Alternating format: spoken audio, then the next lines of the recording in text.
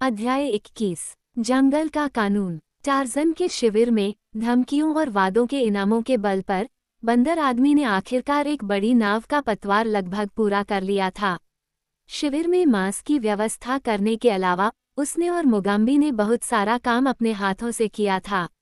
शनाइडर नामक साथी काफी बड़बड़ा रहा था और आखिरकार उसने खुलेआम काम छोड़ दिया और शमिट के साथ शिकार करने के लिए जंगल में चला गया।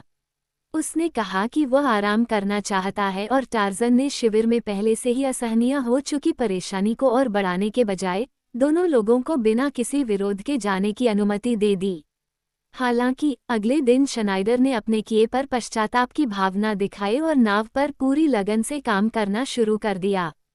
शमिट ने भी अच्छे स्वभाव से काम किया और लॉर्ड ग्रास्टोक ने खुद को बधाई दी कि आखिरकार लोगों को यह एहसास हो गया कि उनसे जो काम मांगा जा रहा है उसकी जरूरत है और पार्टी के संतुलन के लिए उनका दायित्व है। वो उस दिन दोपहर को जंगल में छोटे हिरणों के झुंड का शिकार करने के लिए निकल पड़ा, जो उसने कई दिनों से अधिक राहत की अनुभूति के साथ महसूस किया था। शनाइडर ने बताया कि उसने और शमिट ने एक दिन पहले वहां हिरणों के झुंड को देखा था। शनाइडर ने बताया था कि हिरण को देखने की दिशा दक्षिण पश्चिम थी और उस बिंदु तक वो वानर मानव जंगल की उलझी हुई हरियाली के बीच आसानी से पहुंच गया। और जब वह वहां जा रहा था तो उत्तर दिशा से आधा दर्जन कुरूप आदमी आए, जो जंगल में चुपके से चले जा रहे थे, मानो वे कोई दुष्ट कार्य करने पर तुले हुए हों। उन्हें लगा कि वे बिना देखे यात्रा कर रहे हैं, लेकिन उनके पीछे लगभग उसी क्षण से जब वे अपने शिविर से बाहर निकले, एक लंबा आदमी उनके पीछे पीछे रेंगता हुआ आया। उस आदमी की आंखों में घृणा और भय था और एक बड़ी जिज्ञासा थी। काइशांग और मोमुल्ला और अन्य लोग इस तरह चुपके से दक्षिण की ओर क्यों गए? उन्हें वहां क्या मिलने की उम्मीद थी? गस्ट ने हैरानी में अपना सिर हिलाया, लेकिन वह जानता था वो उनका पीछा करेगा और उनकी योजनाओं को जान लेगा, और फिर अगर वो उन्हें विफल कर सकता है तो वो करेगा, इसमें कोई संदेह नहीं था। पहले तो उसने सोचा कि वे उसे खोज रहे हैं, लेकिन अंततः उसके विवेक ने उसे आश्वस्त किया कि ऐसा नहीं हो सकता, क्योंकि उन्होंने उसे शिविर से बाहर खदेड़कर वह सब कुछ हासिल कर लिया था जो वे वास्तव में चाहते थे। काइशांग या मोमुल्ला उसे या किसी अन्य को मारने के लिए कभी भी इतनी मेहनत नहीं करेंगे जब तक कि इससे उनकी जेब में पैसे न आ जाएं, और चून की गस्ट के पास पैसे नहीं थे, इसलिए ये स्पष्ट था कि वे किसी और को खोज रहे थे। कुछ ही देर में वह दल रुक गया जिसके पीछे वह था। उसके सदस्य उस शिकार पथ के किनारे लगे पत्तों में छिप गए जिससे वे आए थे। गस्ट, ताकि वह बेहतर तरीके से देख सके, उनके पीछे एक पेड़ की शाखाओं पर चढ़ गया, सावधानी बरतते हुए कि पत्तेदार पत्ते उसे उसके पूर्व साथियों की नज़र से छिपा दें। वह अधिक देर तक प्रतीक्षा नहीं कर पाया था कि उसने एक अजीब श्वेत व्यक्ति को दक्षिण की ओर से सावधानीपूर्वक पगडंडी पर आते देखा। नए आने वाले को देखते ही मोमुल्ला और काइशांग अपने छिपने के स्थानों से उठे और उसका अभिवादन किया। गुस्ट उन दोनों के बीच हुई बातचीत को सुन नहीं सका। फिर वह आदमी उसी दिशा में लौट गया जिस दिशा से आया था। वह शनाइडर था। अपने शिविर के पास पहुंचकर वह उसके विपरीत दिशा में घूम गया और कुछ ही देर में सांस फूलने के कारण दौड़ता हुआ अंदर आ गया। उत्साहित होकर वह मुगाम्बी की ओर तेजी से बढ़ा। जल्दी करो, वह चिल्लाया, तुम्हारे उन वानरों ने शमिट को पकड़ लिया है और अगर हम उसकी मदद के लिए जल्दी नहीं गए तो वे उसे मार देंगे। तुम ही उन्हें रोक सकते हो। जोन्स और सुलिवन को ले लो, तुम्हें मदद की जरूरत पड़ सकती है और जितनी जल्दी हो सके उसके पास पहुंचो। लगभग 1 मील तक दक्षिण की ओर शिकार के रास्ते पर चलो। मैं यहीं रहूंगा। मैं तुम्हारे साथ वापस जाने के लिए दौड़ने में बहुत थक गया हूँ। और किनकेड के साथी ने खुद को जमीन पर फेंक दिया, हाँफते हुए मानो वह लगभग मर चुका था। मुगाम्बी हिचकिचाया। उसे 2 महिलाओं की सुरक्षा के लिए छोड़ दिया गया था। उसे नहीं पता था कि क्या करना है, और फिर जेन क्लेटन, जिसने शनाइडर की कहानी सुनी थी, ने साथी की दलीलों के साथ अपनी दलीलें भी जोड़ दीं। देर मत करो, उसने आग्रह किया। हम यहाँ ठीक रहेंगे। शनाइडर हमारे साथ रहेंगे। जाओ मुगाम्बी, बेचारे को बचाना होगा। शिविर के किनारे एक झाड़ी में छिपे शमिट ने मुस्कुराकर कहा। मुगाम्बी ने अपनी मालकिन की आज्ञा का पालन करते हुए, हालांकि अभी भी अपने काम की समझदारी पर संदेह करते हुए, जोन्स और सुलिवन के साथ दक्षिण की ओर चलना शुरू कर दिया। जैसे ही वह गायब हुआ, शमिट उठकर जंगल में उत्तर की ओर भाग गया और कुछ ही मिनटों बाद फाचन के काई शांत का चेहरा समाशोधन के किनारे दिखाई दिया। शनाइडर ने चीनी को देखा और उसे इशारा किया कि तट साफ है। जेन क्लेटन और मोसुला की महिला अपने तंबू के द्वार पर बैठी थी, उनकी पीठ बदमाशों की तरफ थी। शिविर में अजनबियों की मौजूदगी का पहला संकेत उन्हें अचानक आधा दर्जन बदमाशों के उनके आसपास दिखने से मिला। आओ, काई शांग ने कहा और दोनों को उठकर अपने पीछे आने का इशारा किया। जेन क्लेटन अपने पैरों पर खड़ी हो गई और शनाइडर की ओर देखने लगी, तभी उसे नए लोगों के पीछे खड़ा देखा, उसके चेहरे पर मुस्कान थी। उसके बगल में शमिट खड़ा था। तुरंत उसे एहसास हुआ कि वह एक साजिश का शिकार हो गई थी। इसका क्या मतलब है? उसने साथी से पूछा। इसका मतलब है कि हमें जहाज मिल गया है और अब हम जंगल द्वीप से भाग सकते हैं, आदमी ने जवाब दिया। तुमने मुगाम्बी और अन्य लोगों को जंगल में क्यों भेजा? उसने पूछा। वे हमारे साथ नहीं आ रहे हैं, केवल आप और मैं और मोसुला महिला। आओ, काई शांग ने दोहराया और जेन क्लेटन की कलाई पकड़ ली। माओरी लोगों में से एक ने काली महिला का हाथ पकड़ लिया और जब वह चीखने लगी तो उसके मुंह पर वार कर दिया। मुगाम्बी जंगल से होते हुए दक्षिण की ओर भागा। जोन्स और सुलिवन बहुत पीछे रह गए। 1 मील तक वह शमिट की तलाश में आगे बढ़ता रहा, लेकिन उसे लापता आदमी या अकुत के किसी भी बंदर का कोई संकेत नहीं मिला। अंत में वह रुका और उसने जोर से पुकारा, जो उसने और टार्जन ने महान मानवों को बुलाने के लिए इस्तेमाल किया था। कोई प्रतिक्रिया नहीं हुई। जोन्स और सुलिवन काले योद्धा के पास आए, जबकि वह खड़ा होकर अपनी अजीब पुकार लगा रहा था। 1 और आधे मील तक काला योद्धा खोजता रहा, कभी कभी पुकारता रहा। आखिरकार सच्चाई उसके सामने आ गई और फिर, एक डरे हुए हिरन की तरह, वह वापस शिविर की ओर भागा।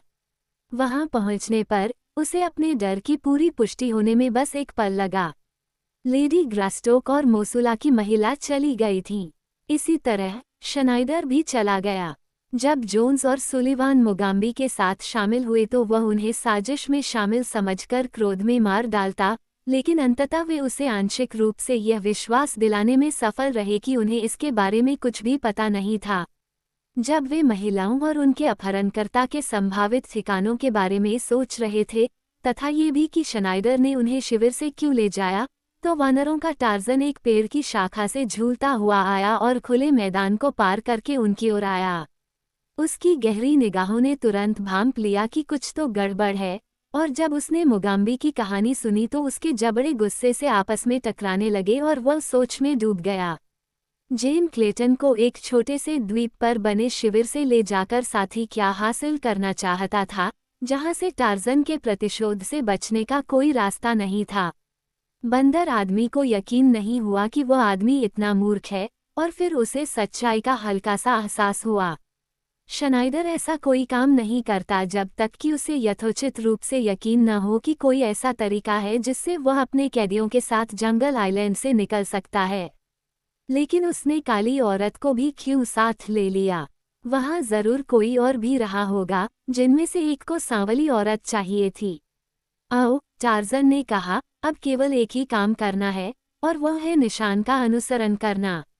जैसे ही उसने बोलना समाप्त किया, शिविर के उत्तर में जंगल से एक लंबा, भद्दा व्यक्ति उभरा। वह सीधे 4 लोगों की ओर आया। वह उन सभी के लिए एक बिल्कुल अजनबी था। उनमें से किसी ने भी सपने में भी नहीं सोचा था कि उनके अपने शिविर के अलावा कोई और इंसान जंगल द्वीप के अमित्र तट पर रहता है। ये गस्ट था। वह सीधे मुद्दे पर आया। तुम्हारी औरतें चुरा ली गई हैं, उसने कहा। अगर तुम उन्हें फिर से देखना चाहते हो, तो जल्दी आओ और मेरे पीछे आओ। अगर हम जल्दी नहीं करेंगे तो जब तक हम उसके लंगरगाह तक पहुँचेंगे, तब तक कौरी समुद्र में खड़ी हो जाएगी। तुम कौन हो? टार्जन ने पूछा। मेरी पत्नी और उस अश्वेत महिला की चोरी के बारे में तुम्हें क्या पता है? मैंने सुना है कि काई शांग और मोमुल्ला माउरी तुम्हारे शिविर के 2 आदमियों के साथ मिलकर साजिश रच रहे हैं। उन्होंने मुझे हमारे शिविर से भगा दिया था और मुझे मार डालते। अब मैं उनसे बदला लूंगा। आओ। गस्ट ने किनकेड के शिविर के 4 लोगों को जंगल से उत्तर की ओर तेजी से दौड़ा दिया। क्या वे समय पर समुद्र तक पहुंच पाएंगे? लेकिन कुछ और मिनट इस सवाल का जवाब दे सकते थे। और जब अंततः छोटा सा दल आखिरी छिपी हुई पत्तियों को तोड़कर आगे बढ़ गया और बंदरगाह और समुद्र उनके सामने आ गए, तब उन्हें एहसास हुआ कि भाग्य बहुत निर्दयी था, क्योंकि कौड़ी पहले से ही पाल के साथ था और बंदरगाह के मुहाने से धीरे धीरे खुले समुद्र में आगे बढ़ रहा था। उन्हें क्या करना था? टार्ज़न की चौड़ी छाती उसकी दबी हुई भावनाओं के बल पर ऊपर नीचे हो रही थी। ऐसा लग रहा था कि आखिरी वार हो चुका है, और अगर कभी भी अपने पूरे जीवन में वानरों के टार्ज़न को उम्मीद छोड़ने का मौका मिला था, तो वह अब था जब उसने देखा कि उसकी पत्नी को किसी भयावह भाग्य को ले जाने वाला जहाज लहरदार पानी पर शान से आगे बढ़ रहा था, इतना करीब और फिर भी इतना भयानक रूप से दूर। वह चुपचाप खड़ा होकर जहाज को देखता रहा। उसने देखा कि जहाज पूर्व की ओर मुड़ गया और अंततः एक ऐसे रास्ते के पास गायब हो गया जिसके बारे में उसे नहीं पता था कि वह कहाँ है। फिर वह अपने घुटनों के बल बैठ गया और अपना चेहरा अपने हाथों में छिपा लिया। अंधेरा होने के बाद 5 लोग पूर्वी तट पर स्थित शिविर में वापस लौटे। रात गर्म और उमस भरी थी। हवा का एक छोटा सा झोंका भी पेड़ों की पत्तियों को नहीं हिला रहा था और न ही समुद्र की दर्पण जैसी सतह पर लहरें उठ रही थीं। केवल एक हल्की लहर धीरे धीरे समुद्र तट पर आ रही थी। टार्ज़न ने अटलांटिक महासागर को कभी इतनी शांति से नहीं देखा था। वह समुद्र तट के किनारे खड़ा था और मुख्य भूमि की ओर समुद्र की ओर देख रहा था। उसका मन दुख और निराशा से भरा हुआ था। तभी शिविर के पीछे जंगल से एक तेंदुए की अजीब चीख सुनाई दी। अजीब चीख में एक जाना पहचाना स्वर था और लगभग यंत्रवत टार्ज़न ने अपना सिर घुमाया और उत्तर दिया। एक क्षण बाद शीता की भूरी आकृति समुद्र तट की आधी रोशनी में बाहर निकल आई। चांद नहीं था, लेकिन आकाश सितारों से जगमगा रहा था। चुपचाप वह क्रूर जानवर आदमी के पास आ गया। टार्ज़न को अपने पुराने लड़ाकू साथी को देखे हुए बहुत समय हो गया था, लेकिन उसकी कोमल खर्राटें उसे यह विश्वास दिलाने के लिए पर्याप्त थीं कि जानवर अभी भी उन बंधनों को याद करता है जो अतीत में उन्हें एक साथ लाए थे। वानर पुरुष ने अपनी उंगलियां पशु के बालों पर रख दी, और जब शीता उसके पैरों से सट गई, तो उसने दुष्ट के सिर को सहलाया और प्यार किया, जबकि उसकी आंखें पानी के कालेपन को खोजती रहीं। वह तुरंत चौंक गया। यह क्या था? उसने रात में अपनी आंखें तनी। फिर वह मुड़ा और शिविर में अपने कंबलों पर धूम्रपान कर रहे लोगों को जोर से पुकारा। वे दौड़कर उसके पास आए, लेकिन टार्ज़न के साथी की प्रकृति को देखकर गुस्ट हिचकिचाया। देखो, टार्ज़न चिल्लाया, एक रोशनी, एक जहाज की रोशनी, ये कौड़ी की रोशनी होगी। वे शांत हो गए हैं, और फिर नई उम्मीद के साथ चिल्लाया, हम उन तक पहुंच सकते हैं। नाव हमें आसानी से ले जाएगी। गुस्ट ने आपत्ति जताई। वे अच्छी तरह से हथियारबंद हैं, उन्होंने चेतावनी दी। हम जहाज नहीं ले सकते थे, सिर्फ हम 5 लोग थे। अब 6 हैं, टार्ज़न ने शीता की ओर इशारा करते हुए कहा, और आधे घंटे में हम और भी ला सकते हैं। शीता 20 आदमियों के बराबर है, और मैं जो कुछ और ला सकता हूँ, वे हमारी लड़ाकू ताकत में पूरे 100 जोड़ देंगे। तुम उन्हें नहीं जानते। वानर मानव ने मुड़कर अपना सिर जंगल की ओर उठाया, जबकि उसके होठों से बार बार उस वृक्ष वानर की डरावनी चीख निकल रही थी, जो अपने साथियों को बुला रही थी। जंगल से एक और चीख आई, फिर एक और, फिर एक और। गस्ट कांप उठा। किस्मत ने उसे किस तरह के जीवों के बीच फेंक दिया था? क्या कायशांग और मोमुल्ला को उस महान सफेद दैत्य से बेहतर नहीं माना जा सकता था, जिसने एक तेंदुए को सहलाया और जंगल के जानवरों को बुलाया? कुछ ही मिनटों में अकुत के बंदर झाड़ियों के बीच से निकलकर समुद्र तट पर आ गए, जबकि इस बीच 5 लोग नाव के भारी पतवार से जूझ रहे थे। अथक प्रयासों के बल पर वे इसे पानी के किनारे तक ले जाने में सफल रहे। किनकेड की 2 छोटी नावों के चप्पू, जो उसी रात तट से दूर हवा में बह गए थे, जिस रात पार्टी उतरी थी, पाल के कपड़े के तंबू के कैनवास को सहारा देने के लिए इस्तेमाल किए गए थे। इन्हें जल्दी से मंगाया गया, और जब तक अकुत और उसके अनुयायी पानी में उतरे, तब तक सब कुछ जहाज पर चढ़ने के लिए तैयार था। एक बार फिर से भयानक चालक दल अपने मालिक की सेवा में शामिल हो गया और बिना किसी सवाल के नाव में अपनी जगह ले ली। 4 आदमी, क्योंकि गस्त को दल के साथ जाने के लिए राजी नहीं किया जा सका, पतवारों पर गिर गए, उन्हें चप्पू की तरह इस्तेमाल करते हुए, जबकि कुछ बंदरों ने उनका अनुसरण किया और जल्द ही बदसूरत नाव चुपचाप समुद्र में प्रकाश की दिशा में आगे बढ़ रही थी, जो धीरे धीरे लहरों के साथ उठती और गिरती थी। एक नींद में डूबा नाविक काउरी के डेक पर खराब निगरानी रख रहा था, जबकि नीचे के केबिन में शनाइडर जेन क्लेटन के साथ बहस करते हुए इधर उधर घूम रहा था। महिला को उस कमरे में एक टेबल की दराज में एक रिवॉल्वर मिली थी जिसमें उसे बंद कर दिया गया था, और अब उसने किनकेड के साथी को हथियार से दूर रखा था। मोसुला की महिला उसके पीछे घुटनों के बल बैठी थी, जबकि शनाइडर दरवाजे के सामने इधर उधर घूम रहा था, धमकी दे रहा था, विनती कर रहा था और वादा कर रहा था, लेकिन कोई फायदा नहीं हुआ। कुछ ही देर में ऊपर डेक से चेतावनी की आवाज आई और गोली चलने की आवाज आई। एक पल के लिए जेन क्लेटन ने अपनी सतर्कता कम कर दी और अपनी नजरें केबिन की रोशनदान की ओर घुमा ली। उसी समय शनाइडर उसके ऊपर था। पहरेदार को पहली बार इस बात का पता चला कि काउरी से 1000 मील की दूरी पर एक और जहाज है, जब उसने जहाज के किनारे से एक आदमी का सिर और कंधे बाहर निकलते देखा। तुरंत ही वह आदमी चिल्लाते हुए अपने पैरों पर खड़ा हो गया और उसने घुसपैठिए पर अपनी रिवॉल्वर तान दी। यह उसकी चीख और उसके बाद रिवॉल्वर की आवाज थी जिसने जेन क्लेटन को चौंका दिया। डेक पर काल्पनिक सुरक्षा की शांति जल्द ही सबसे भयंकर कोलाहल में बदल गई। कौड़ी के चालक दल के सदस्य रिवॉल्वर, कटलेस और लंबे चाकुओं से लैस होकर ऊपर की ओर दौड़े, जो उनमें से कई आदतन पहनते थे, लेकिन अलार्म बहुत देर से आया था। टार्जन के जानवर पहले से ही जहाज के डेक पर थे। टार्जन और किनकेड के चालक दल के 2 लोग भी थे। भयानक जानवरों के सामने विद्रोहियों की हिम्मत डगमगा गई और वे टूट गए। रिवॉल्वर वाले लोगों ने कुछ गोलियां चलाईं और फिर किसी सुरक्षित जगह की ओर भाग गए।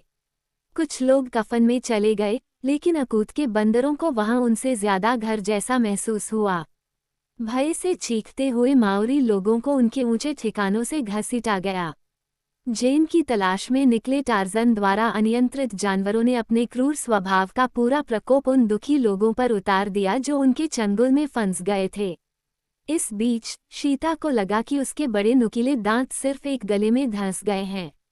एक पल के लिए उसने लाश को नोच डाला और फिर उसने देखा कि काईशांग अपने केबिन की ओर तेजी से नीचे आ रहा है। एक तीखी चीख के साथ शीता उसके पीछे थी, एक ऐसी चीख जिसने आतंकित चीनी के गले में लगभग उतनी ही अजीब चीख पैदा कर दी। लेकिन काईशांग पैंथर से 1 सेकंड पहले ही अपने केबिन में पहुंच गया और अंदर छलांग लगाकर दरवाज़ा बंद कर दिया। बस बहुत देर हो चुकी थी। शीता का विशाल शरीर उस पर से टकराया, इससे पहले कि वो पकड़ में आए, और एक पल बाद काईशांग ऊपरी बर्थ के पीछे बड़बड़ा रहा था और चीख रहा था। शीता धीरे से अपने शिकार के पीछे भागा और शीघ्र ही फचन के काईशांग के दुष्ट दिन समाप्त हो गए और शीता कठोर और रेशेदार मांस पर पेट भर रहा था। शनाइडर के जेन क्लेटन पर झपटने और उसके हाथ से रिवॉल्वर छीनने के बाद मुश्किल से एक क्षण बीता था कि केबिन का दरवाजा खुला और एक लंबा और अर्धनग्न श्वेत व्यक्ति द्वार के भीतर खड़ा था। चुपचाप वह केबिन के पार कूद गया। शनाइडर ने अपने गले पर मांसल उंगलियां महसूस की। उसने अपना सिर घुमाया ये देखने के लिए कि उस पर किसने हमला किया है, और जब उसने अपने चेहरे के ठीक ऊपर बंदर आदमी का चेहरा देखा तो उसकी आंखें चौड़ी हो गईं। उंगलियां साथी के गले पर कस गईं। उसने चीखने की कोशिश की, गिड़गिड़ाने की, लेकिन कोई आवाज नहीं निकली। उसकी आंखें बाहर निकली हुई थीं और वह आज़ादी, सांस और जिंदगी के लिए संघर्ष कर रहा था। जेन क्लेटन ने अपने पति के हाथों को पकड़ लिया और उन्हें मरते हुए आदमी के गले से खींचने की कोशिश की, लेकिन टार्जन ने केवल अपना सिर हिलाया। फिर से नहीं, उसने धीरे से कहा। इससे पहले मैंने बदमाशों को सिर्फ दुख भोगने और तुम्हें मेरी दया के लिए दुख भोगने की इजाज़त दी है। इस बार हम एक बदमाश को ज़रूर मारेंगे, ये पक्का करेंगे कि वो फिर कभी हमें या किसी और को नुकसान नहीं पहुंचाएगा, और अचानक झटके से उसने विश्वासघाती साथी की गर्दन को तब तक घुमाया जब तक कि एक तेज दरार नहीं आई और उस आदमी का शरीर बंदर आदमी की मुट्ठी में निढाल और गतिहीन पड़ा रहा। घृणा के भाव के साथ टार्जन ने लाश को एक तरफ फेंक दिया। फिर वह डेक पर वापस आया। उसके पीछे जेन और मोसुला महिला थीं। वह लड़ाई खत्म हो गई थी। शमिट और मोमुल्ला तथा 2 अन्य लोग ही कोड़ी के सभी साथियों में से जीवित बचे थे, क्योंकि उन्हें जहाज के अगले हिस्से में शरण मिल गई थी। बाकी लोग भयानक तरीके से, और जैसा कि वे इसके हकदार थे, टार्जन के जानवरों के नुकीले दांतों और पंजों के नीचे मर गए थे। और सुबह सूरज दुखी कोड़ी के डेक पर एक भयानक दृश्य के साथ उगाया, लेकिन इस बार जिस खून से उसके सफ़ेद तख्ते पर दाग लगे थे वह निर्दोष का नहीं बल्कि दोषियों का खून था। टार्जन ने जहाज के अगले हिस्से में छिपे लोगों को बाहर निकाला और बिना किसी सजा से छूट का वादा किए उन्हें जहाज चलाने में मदद करने के लिए मजबूर किया। एकमात्र विकल्प था तत्काल मौत। सूरज के साथ तेज हवा चल रही थी और कैनवास बिछाकर कौड़ी जंगल द्वीप की ओर चल पड़ी, जहां कुछ घंटों बाद टार्जन ने गश्त को उठाया और शीता तथा अकुत के वानरों को अलविदा कहा, क्योंकि यहाँ उसने जानवरों को जंगली और प्राकृतिक जीवन जीने के लिए किनारे पर छोड़ दिया, जिसे वे बहुत पसंद करते थे। नहीं, उन्होंने अपने प्रिय जंगल की ठंडी गहराइयों में गायब होने में एक पल भी गंवाया।